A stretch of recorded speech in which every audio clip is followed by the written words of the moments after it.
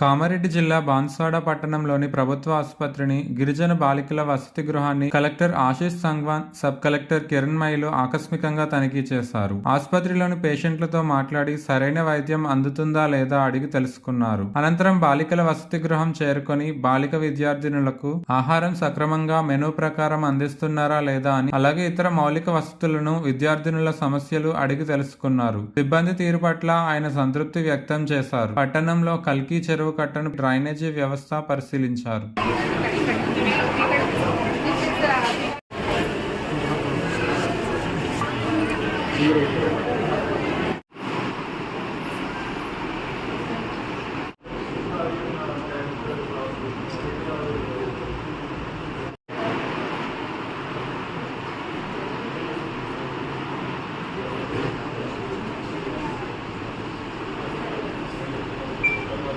MC కూడా కదా, so మీరే చూడాలి.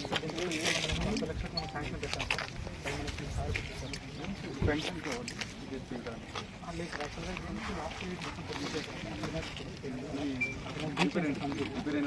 అంటే మళ్ళీ దీన్ని మళ్ళీ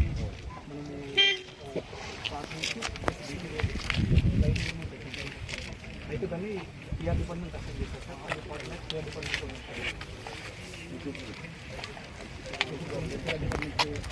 కూడా డెకరేటివ్ లైటింగ్ కూడా అందులో